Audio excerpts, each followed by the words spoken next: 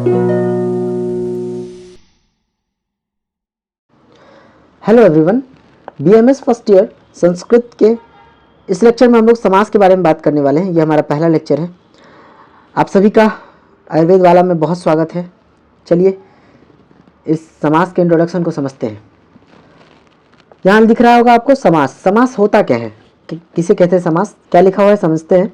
जब दो या अधिक पद या शब्द मिलकर नए शब्द बनता है, जब दो या दो से अधिक शब्द मिलकर जब नया शब्द बनता है, तब उन शब्दों के बीच की विभक्ति का लोप हो जाता है और जो नए शब्द बने हैं उसका पर अर्थ प्रतीत होता है, अर्थात उनका अर्थ बने हुए पहले दो शब्दों के अर्थ से बिल्कुल अलग प्रतीत होता है।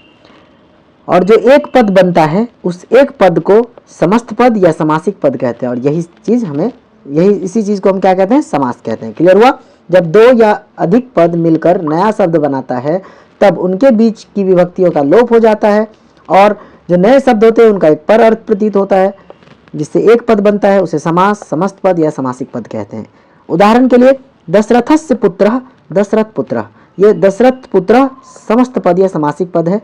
और ये क्या है, इसका विग्रह है, या यूं कहे ये दो अलग पद हैं जिनका मेल होकर ये दशरथ पुत्र बना है। क्लियर है?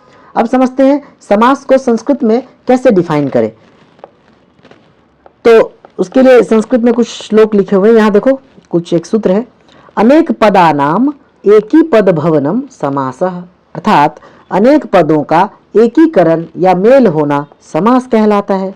क्लियर हुआ? समसनम समासः, अर्थात समास का अर्थ होता है संक्षेपीकरण। क्लियर? समास का क्या अर्थ होता है? संक्षेपीकरण।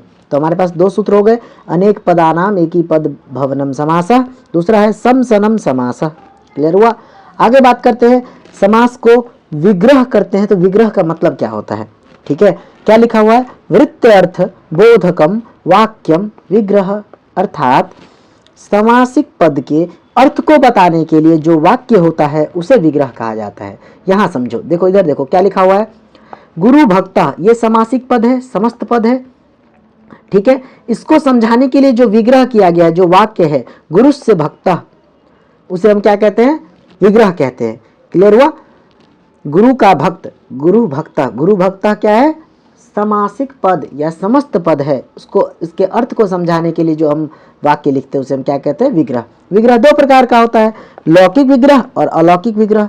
लौकिक विग्रह मतलब जो एग्जैक्ट वर्बल मीनिंग है उसको हम लेते हैं, अलौकिक विग्रह जिसका एक विशेष अर्थ लेते हैं। जैसे नीलकंठ अगर हमने कहा तो नीलकंठ का लौकिक विग्रह क्या होगा, वही नीला कंठ, मतलब जिसका कंठ नीला है उसे वो लौकिक विग्रह हुआ।